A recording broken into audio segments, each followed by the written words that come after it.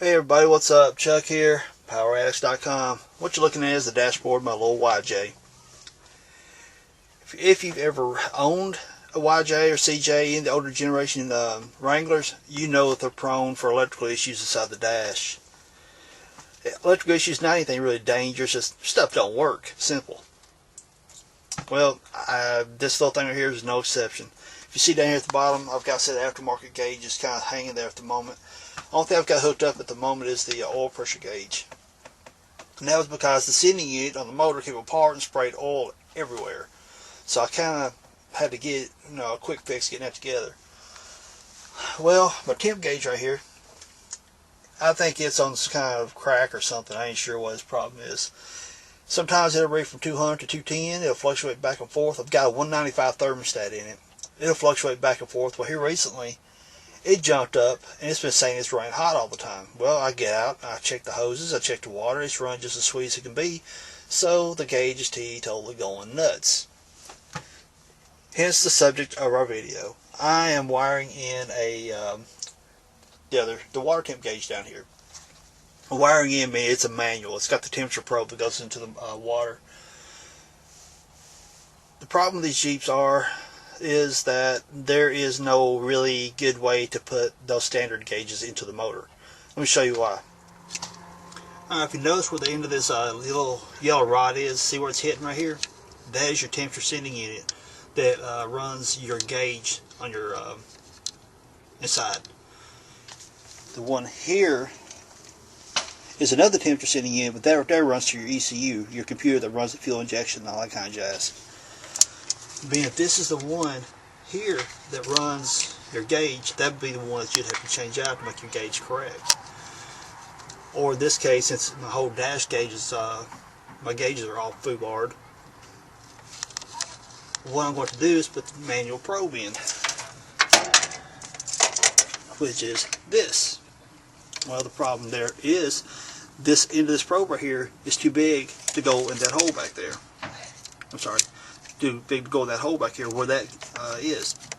How do I know this? I've already tried it. So the solution is, well, there are some people who take and drill and tap it for a bigger fitting to put the 3/8 MPT thread in and all stuff like that, and not have it. And I ain't going through that much trouble. I'm too lazy for that crap. Alright, the other option is underneath that, their intake in the exhaust manifold, there are some probes inside the block that you can tap into. Again, I'm not going through that headache. So, what is my option? What you want to make sure you have is a source that's close to the head. Well, you cannot, don't tee this off. Don't pull this off and put a tee into it, because what you can end up doing, air gets up and gets trapped inside the fittings that you screw into it. That air is going to cause fluctuations in what the true temperature reading is. So, the other fix is, this is your heater hose, goes to your heater core, and this is the heater coming from the heater core. This one goes to it, this one comes from it. This one here runs down to the water pump. As you see, this goes into the water neck. Water continuously flows through this all the time, even while the motor's warming up. The thermostat, there is a gap to it. Hold on just a second, let me get a water neck and I'll show you. Alright, here's a water neck that comes off of the 4.0 Jeeps. This is where your heater hose hooks into here. This, where my thumb is. This is where your thermostat sets. Well, when your thermostat's warming up, the water is stopped right here. It will not flow through. But right here, the water is constantly flowing through because this sensor here has to sense the temperature of the motor the whole time while it's running, while it's first starting up everything. So it has to have a continuous flow of water. So therefore, there is our solution. There's the heater hose here, fitting here. Remember, continuous flow. So the options are, I can cut right here. You guys said, wait a minute, I'm going to cut the hose for that? Yes, exactly. Let me show you something. So what I've got fabbed up here, going this line right here, put this section of T in right here. This is 3/8 inch T, 3/8 inch pipe thread, 3/8 inch by, this is a 2 inch, 3/8 inch by 2 inch. And you can see I've already got it partially fabbed up to where I've got the tape already on here and here, but I don't have it here. There's a reason for that. what you want to do is this top piece right here, the bushing that comes with the probe. When the probe goes down inside there, what you got to watch is, and I don't know if you'll be able to see it or not, so I can move the camera so you can see it. It's that white car right there. You see the probe runs through it right there. What you got to watch is, and the camera's not going to be able to pick up enough detail for it, but what you got to watch is that probe goes in through there deep enough. Hang the camera. It goes in through here deep enough, and I don't have this run all the way down yet. But the probe's long enough that when it seats, it subjects to bottom out in the bottom of this T right here. So what you got to watch is make sure you don't run this bushing right here down too far to where once this is mounted in solid like it should be, that doesn't bottom out in the bottom of the T here. And if it does, your solution would be this. But I've already kind of test fitted this. I know it's not going to. It's only clearing by about 1/16 of an inch. But for instance, if it did hit, here's what you would have to do. This is nothing but a 3/8 to 3/8 bushing. That would go in there, and that would go in there, and that would go in there. It would jack this up enough that it would get it off the bottom of that. Not really a fan of doing it that way, but I'll do it if I have to. But like I said, I've already test fitted this piece, so I know it's going to be cleared only by like 1/16 of an inch or so, not by much. But I know that I don't have to use this. But just in case, that's what you'll have to do. And this right here is a separate piece. You got to go to your hardware store to find this. It does not come with a gauge kit. So the next step is, since I know everything's going to fit correctly, is I got to put this in there. And to do that, I got to put this tape around it. So let's go get that done. Okay, for the people who are not familiar with the whole plumbing and such, this tape right here, it's called thread seal tape. Just like a really thin film, plastic rubberish thin film, something, what the heck you call it. You see, it kind of stretches a little bit, then it breaks right off. What happens whenever you wrap it around your part, wrap around the threads, it fills up all the voids of the trough and the crest of the threads. But there is a particular way that you need to wrap this stuff. Look at your threads. Look at your threads as you look at them, and as you turn, you see which way you got to screw the threads in. You want your tape to run the same way. Wrap your tape on, allow it to stretch a little bit, and see how it falls down inside the. Wrap your tape, see how it falls down inside the threads. Now you got to kind of hold it on the back side here, because it will slide right off that thread until you get that first wrap in. Then after that, you're good to go.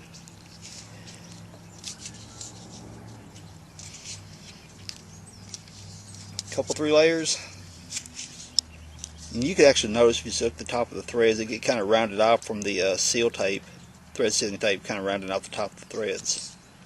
You know you're about there then. Then you just snap it off like that, and don't worry about the little fuzzy tail right there. It's not a big deal. Then what we're gonna do, you thread that in. Then in this case it's a 3/4 inch wrench, which tightens it down.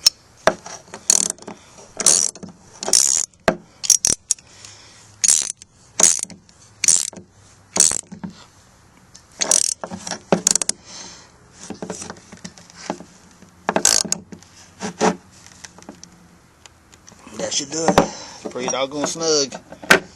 You don't have to go ridiculous tight, cranking it down, putting all your weight into it or anything like that. Simply because that tape right there will fill up all the voids of the threads, like I said, and you get it tight enough, it's not going to back out. So let's go put this baby in the Jeep and see how we make this happen.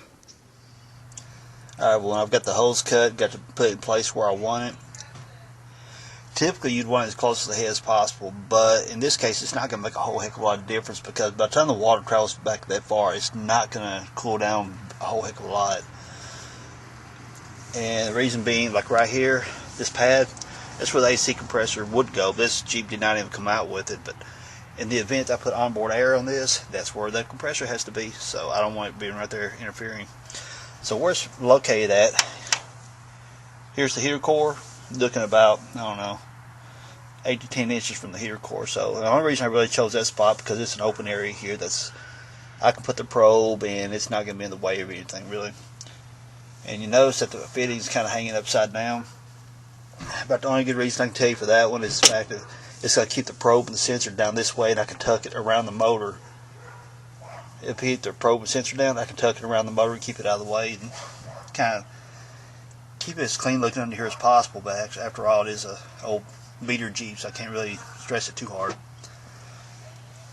But in the event you did have to use that bushing to extend this out, like I mentioned a moment ago, I highly would recommend it to you simply because it would keep any of the air voids from building up. If it were pointing upward, of course, air bubbles go up, so therefore air is going to be around the sensor probe, and therefore probably would not get an accurate reading. So definitely, if you're using that bushing, you want this right here hanging down, so all the water will be gathering up around the sensor, around the probe, to be sure you get accurate readings. So I'm going to tighten up my hose clamps and run the probe around the firewall. I'll be back with you in a moment. Alright, check it out. Installed. You just want to snug this right here up real good. It'll get to the point where it bottoms out. You really can't turn it anymore. That probe has a tapered seat on it. And so does this have a tapered seat? Of course, the angles match. It makes a compression fit down here, so therefore it creates a good seal. You do not have to put any tape on this right here.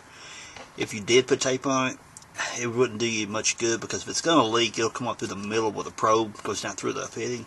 It'll leak through it anyway. But it's designed not to leak. So just make sure you got it good and tight and you're good to go. Come through here, wire tie, make sure it doesn't get any heat or anything like that. I've got it run along the firewall back here, which I'm going to clean up a little more.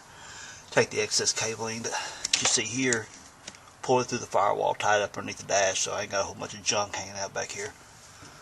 So, only thing left to do now is start it up and make sure she don't leak. So I'm going to get all my tools off the hood and I'll fire her up. Alright, you can see I've got the motor starting to warm up a little bit. Now, mind you, it's got a 195 thermostat in it. And if you see, it's about 160 right now, which means the thermostat hasn't opened up yet. Which therefore confirms that you've got a constant water flow coming through that heater hose. Now look at this. Watch this gauge.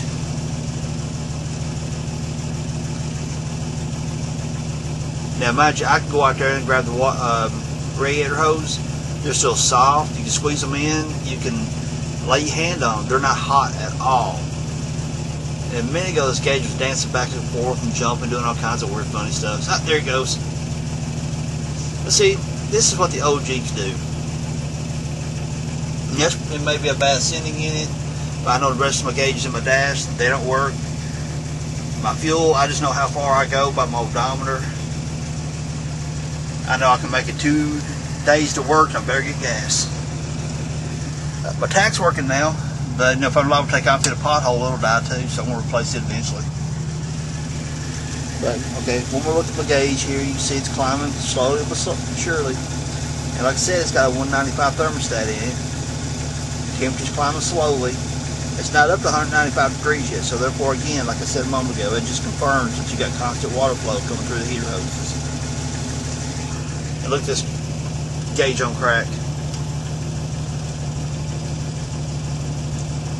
But a moment ago, it was sitting dead, then jumped back up. It's just crazy. It's kind of hard to beat the old school manuals. There's an oil pressure gauge. I've got it hooked up. I blew a sending unit, so I had to put it in really quick, so I didn't get time to video it. Voltmeter, I don't have it hooked up at the moment. But anyway, kind of boring for me showing you your gauges. I'm letting it warm up so I can check the leaks. I checked just a moment ago, and everything looked good. So I'll be back with you in a moment. Alright everybody, she's been running about 20 minutes now, so I have to check the temperature and for leaks and all that kind of good fun stuff. She's doing as sweet as she can be. No leaks. Temperature setting rock steady on 195. While the factory gauge says it's running hot. And it ain't nowhere near hot. Clamps. When you put the hose up inside, when you put this pipe up inside the hose, it's ending about right there. It's where the pipe goes inside the hose, which gives you plenty of meat to put your clamp on right here. And same scenario here. Pipe goes up inside the hose about right there where my thumb ends at. Put your clamp on, tighten the clamps up good, but don't over torque them. You over torque them, you strip the these worm style clamps here. You strip that thin clamp, the thin metal right there.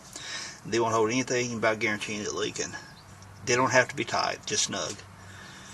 And as far as that probe right there going in, it'll get to a certain point, it'll bottom out. And once it bottoms out, you give it a good tug and you're good to go. In a nutshell, boys and girls, that's about all she boils down to. Not a whole lot to it. I don't know if you guys watched my how to change the thermostat video, but if you did, you'll notice I had a new water neck on this. I'll come over here. Notice the new water neck. Why have I got that? Well, I stuck the sensor back in here just to prove what I did. Look right there, see that crack? When I'm trying to point with the finger from the camera. See that crack right there? When I put the sensor in, put the new one in, I put the old one back in just to show you guys. I was having a duh moment and torqued it too tight. Well, it does one of two things. One, it pushes that sensor down in there so hard, it wedges this opening, stresses it, and cracks it. Or, the other thing is, you can see the end of that sensor bottoms out inside that water neck right there. It actually hits and contacts the casting on the inside. So whenever you keep cranking that sensor down, the sensor is actually pushing out this way the whole time. It's going to stress out them threads and it'll crack and bust it. So, I'm showing you my stupidity for y'all's gain. So basically all you got to do is, whenever you go tighten it down, when you get a new sensor, it's going to have some like red or blue material around to keep from it leaking. But once it starts getting the least bit snug, you snug it up just a little bit more and stop. You don't have to have them ridiculously tight. I was overzealous, ate too many Wheaties or something that day, and I just kept cranking. There you go. That's the result. $17 for new water neck, and sensor was another $17. But this part here could have been $17 saved if I'd been watching what I was doing. Anyway, people, thanks for hanging out with me. Thanks for checking out my videos, and thanks for all the great response I've been getting off my channels here lately. So, hey, also I took off my bumper ends too. I'm gonna cut my bumper eventually. Anyway, thanks for hanging out with me. If you like my videos, give me a thumbs up. If you like my channel, subscribe. So everyone, it's Chuck here, PowerAddicts.com. Thank y'all. Y'all have a great day. Peace.